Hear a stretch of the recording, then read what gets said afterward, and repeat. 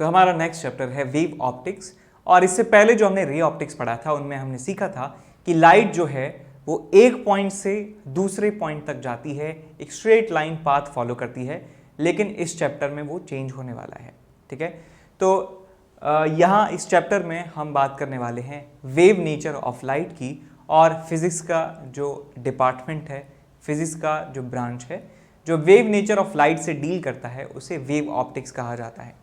तो यहाँ पे जो है दो मॉडल ऑफ लाइट हमें पढ़ने हैं। उसमें से सबसे पहला मॉडल ऑफ लाइट जो है, कि लाइट का मॉडल, लाइट को बताया गया, लोगों ने बताया कि इस तरीके से लाइट जो है इसका बिहेवियर होता है। तो इसमें सबसे पहला मॉडल है कॉर्पस्कुलर मॉडल। तो कॉर्पस्कुलर मॉडल जो था वो डिस्कार्टिस ने दिया था 1637 में। 1637 में उन्होंने ये मॉडल दिया और उन्होंने अपने मॉडल में बताया कि जो लुमिनस एक लाइट का सोर्स है, एक चमकता हुआ लाइट का सोर्स है, वो अपने अंदर से ढेर सारे tiny very very tiny particle जो है वो इमिट करता है। और वो पार्टिकल जो है वो हर डायरेक्शन में मूव करते हैं, हर डायरेक्शन में जाते हैं, और उन छोटे छोटे पार्टिकल्स के इलास्टिक कोलिजन से और उन पार्टिकल्स के ऊपर उन्होंने लीनियर मोमेंटम कंजर्वेशन लगाया, और उन्होंने इस बात को प्रूव कर दिया कि रिफ्लेक्शन और रिफ्रैक्शन जो है वो एकदम सही बात है। तो इस मॉडल की हेल्प से उन्होंने रिफ्लेक्शन, रिफ्रैक्शन और एक जो लाइट है स्ट्रेट लाइन में ट्रेवल करती है, इस बात को सब लोगों के सामने समझा दिया। उसके बाद न्यूटन आए, और न्यूटन ने इस मॉडल में थोड़े से एडवांसमेंट किए, और उन्होंने इस मॉडल की हेल्प से समझाया कि जो हमारे रेटिना में जो कलर हमको सेंसेशन होता है वो किस तरीके से होता है। और उन्होंने ये भी बताया कि एक प्रिज्म के थ्रू जो हमें स्पेक्ट्रम ऑफ लाइट क्यों मिलता है। तो ये दो बातें जो है ये न्यूटन ने बताई कि sensation of colours at retina और जो स्पेक्ट्रम ऑफ लाइट हमें मिलता था डिस्पर्शन बाय प्रिज्म में हमने सीखा था, वो कैसे मिलता है। उसके बाद जो है कि न्यूटन ने ये बताया कि यदि एक लाइट की जो लाइट है वो एक मीडियम से दूसरे मीडियम में जाती है, और दूसरे मीडियम में रिफ्रैक्ट होने के बाद वो नॉर्मल की तरफ बेंड होती है। ध्यान से सुनिएगा, लाइट रे एक मीडियम से दूसरे मीडियम में जा रही है, और दूसरे मीडियम में वो जाके नॉर्मल की तरफ बेंड हो रही है। तो न्यूटन ने कहा तो दूसरे मीडियम जिसमें वो रिफ्रैक्ट हुई है वहां पर लाइट की जो स्पीड है वो ज्यादा रही होगी।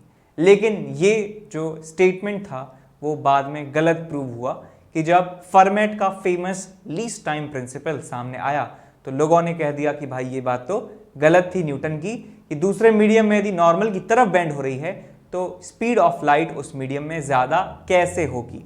ठीक, इसके बाद दूसरा मॉडल आता है, थोड़ी सी हिस्ट्री रही, इसके बाद दूसरा मॉडल आता है wave model of light.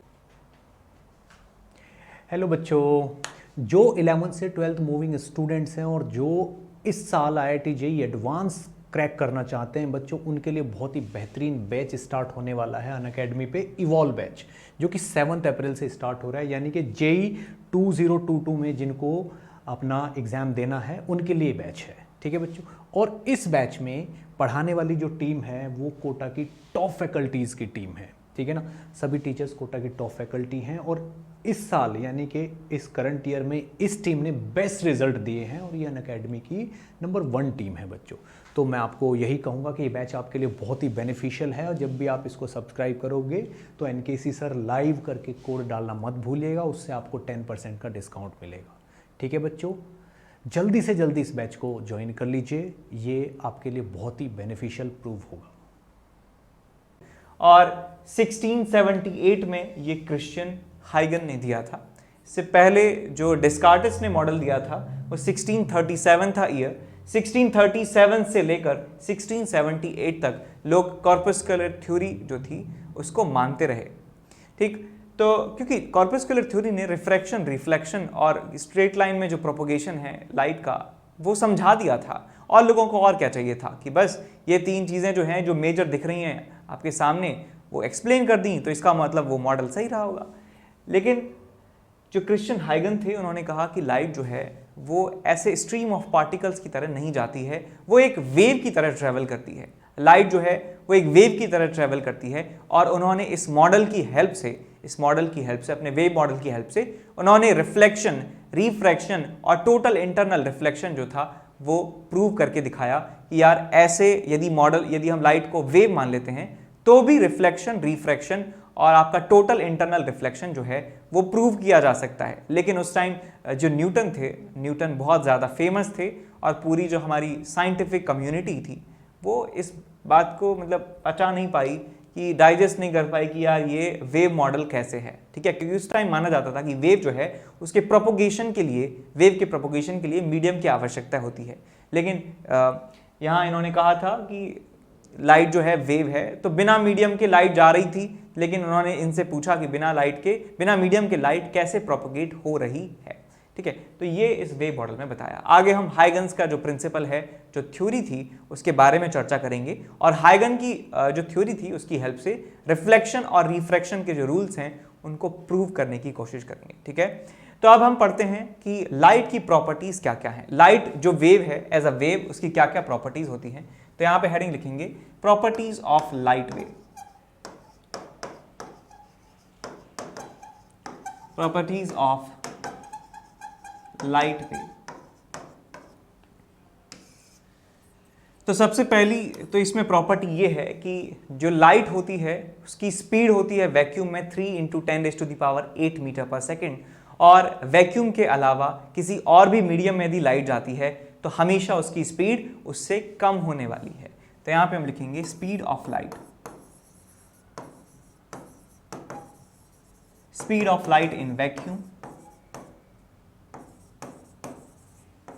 is 3 × 10⁸ metre per second. इतनी स्पीड होती है लाइट की। तो यहां लिखूंगा मैं in all the mediums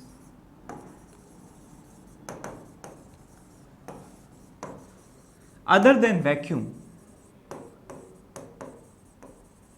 light travels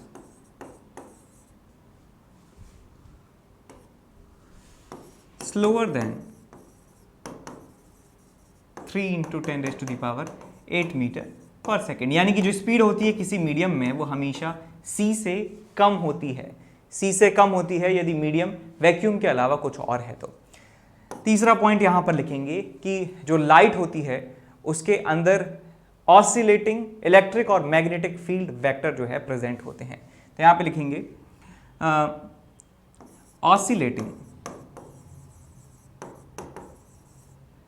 electric field, oscillating electric field E vector and magnetic field vector B vector are present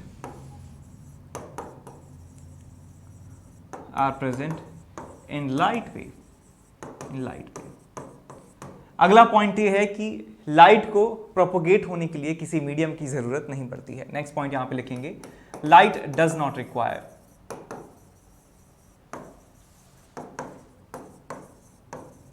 not require any medium to propagate होने के लिए कोई भी मीडियम की जरूरत यहां पर नहीं है। अगला पॉइंट यहां पर लिखेंगे कि जो एनर्जी स्टोर होती है लाइट में, यहां पे हम लिखेंगे energy store in light as electric field। Electric field के अंदर जो एनर्जी स्टोर होती है वो होती है 1/4 of epsilon naught E naught square, epsilon naught E naught square by 4, and as magnetic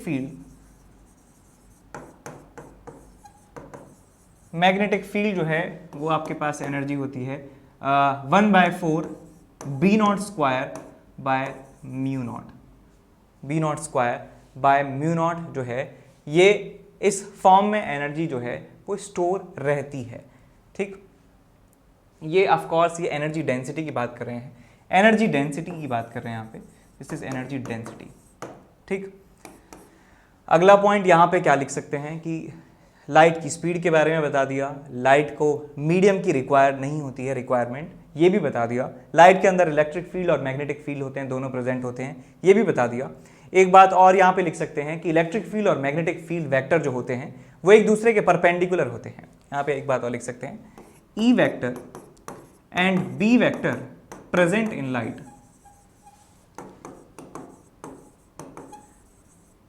are perpendicular to each other, perpendicular to each other। और electric field को आप वेव की फॉर्म में लिख सकते हैं।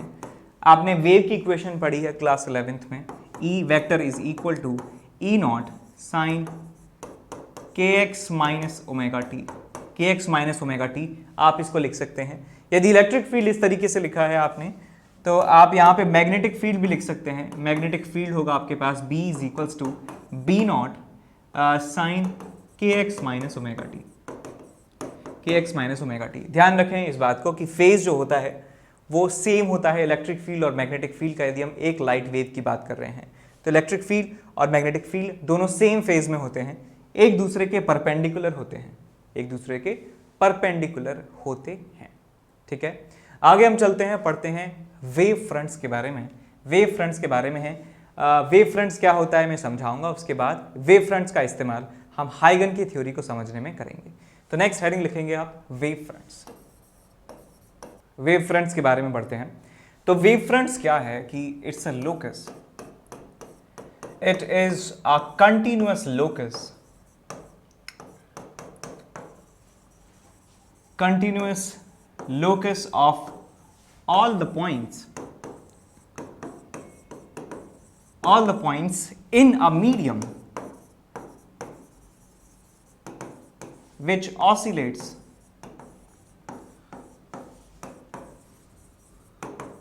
in same phase,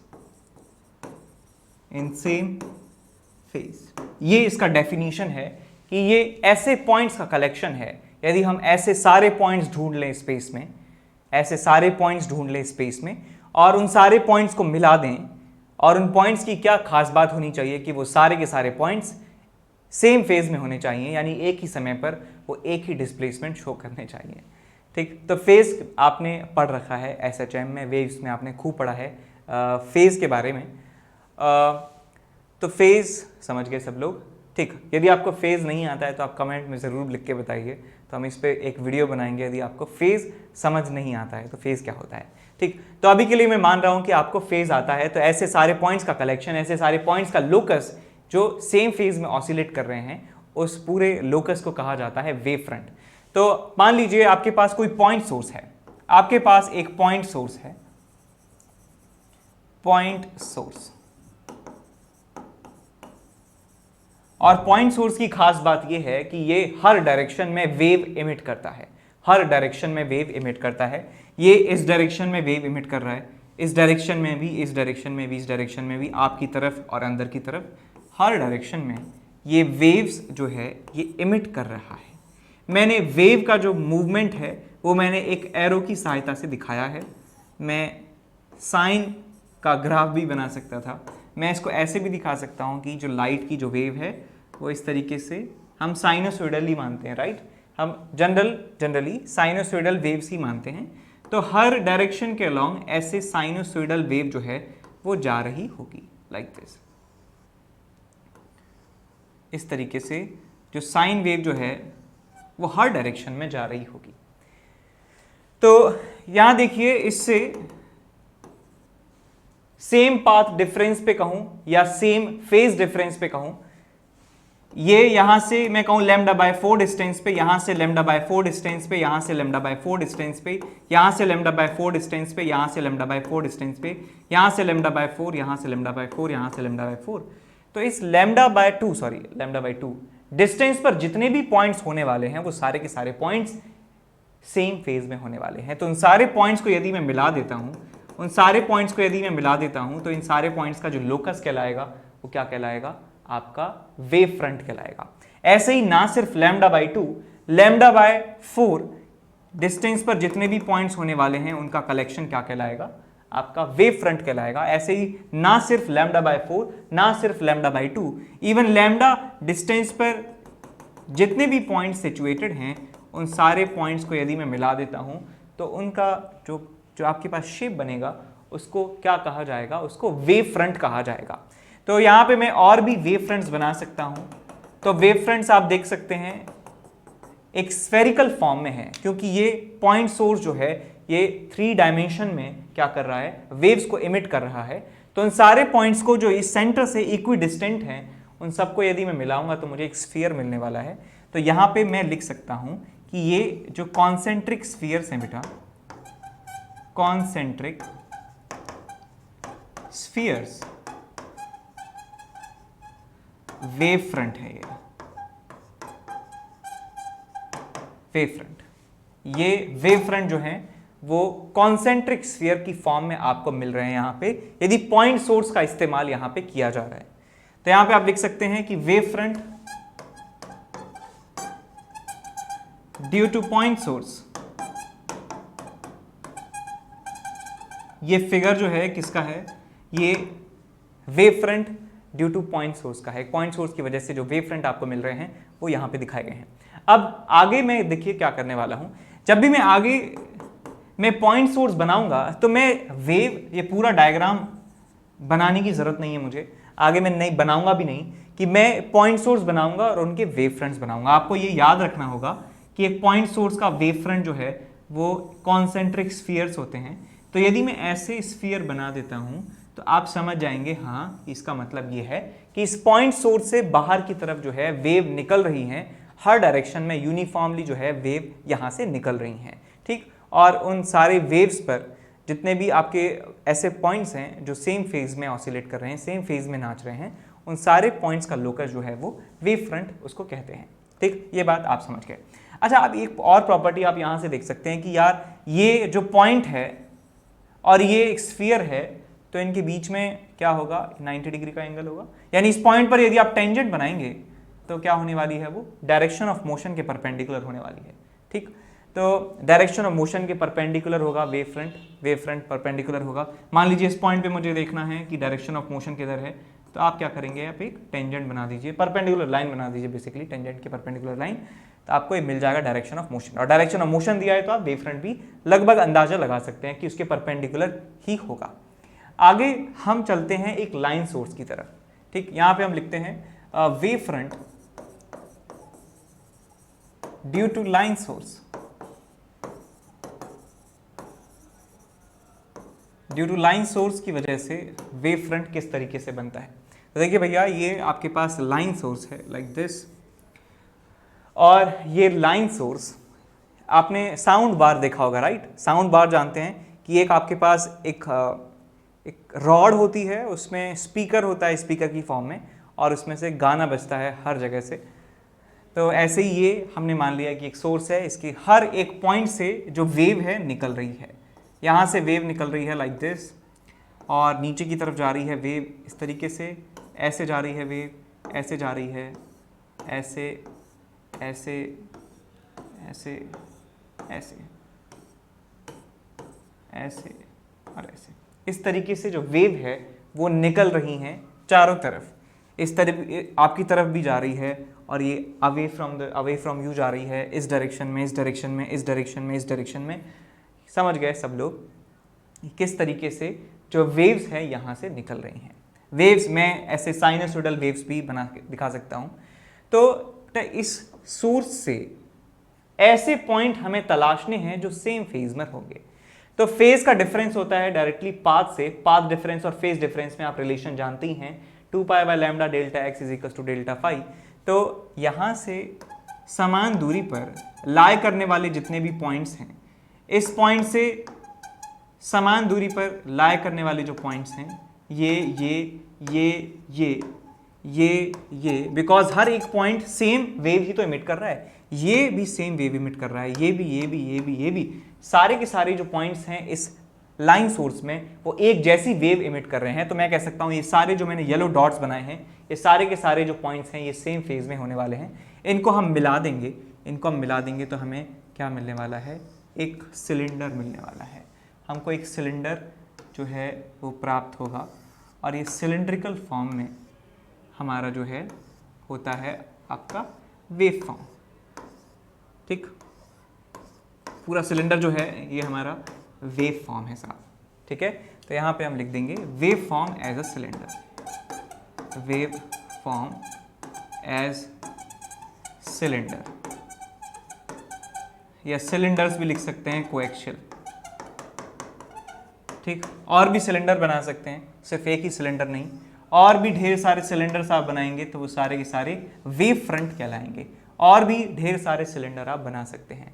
तो हम अगली बार से क्या करने वाले हैं, यदि हमारे पास एक सोर्स दिया जाता है लाइन की फॉर्म में, तो उसके वेव फ्रंट कौन कौन से होने वाले हैं, तो एक कोएक्शियल सिलेंडर जो हैं वो वेव फ्रंट्स होने वाले हैं।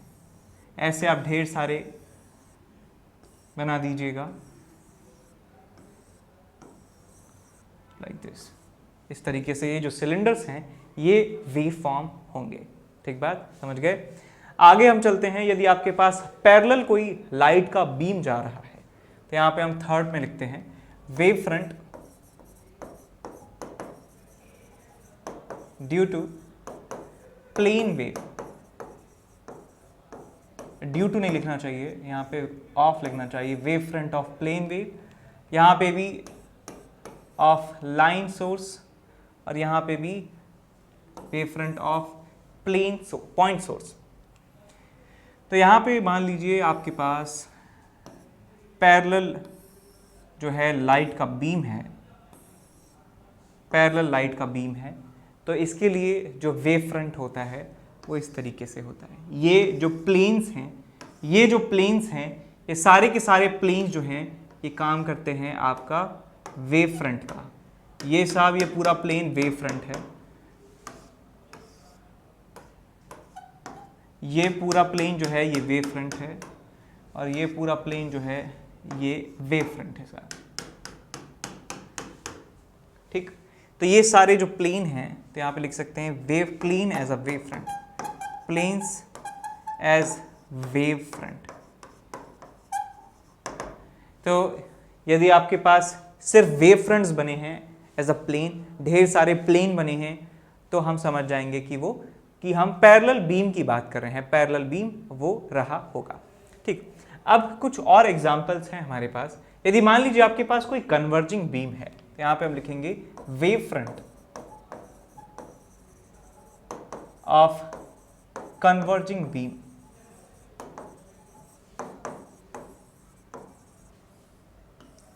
यदि मान लीजिए आपके पास एक कन्वर्जिंग बीम है इस तरीके से, जो लाइट की वेव जो है वो इस तरीके से आ रही है, लाइक दिस, लाइक दिस। तो इसके लिए वेव फ्रंट हम कैसे बनाएंगे, इसके लिए वेव फ्रंट जो है हम कैसे बनाएंगे वो देखिए। इसके लिए वेव फ्रंट बनता है इस तरीके से,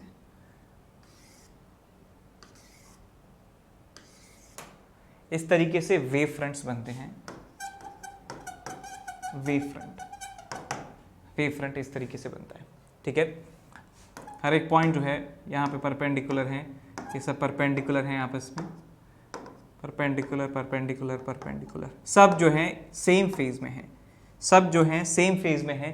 ये पॉइंट और ये पॉइंट सब सेम फेज में है। तो आप ये याद भी रखें, वेव फ्रंट के ऊपर लाई करने वाला हर एक पॉइंट सेम फेज में होता है। यही डेफिनेशन ही थी जिस डेफिनेशन को लेके हमने वेव फ्रंट बनाया था।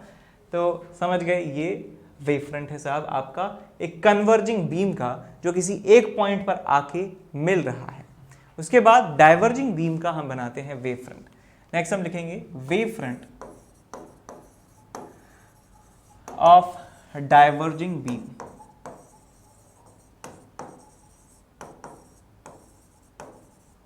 डाइवर्जिंग बीम, मान लीजिए आपके पास बीम जो है वो कुछ इस तरीके से है,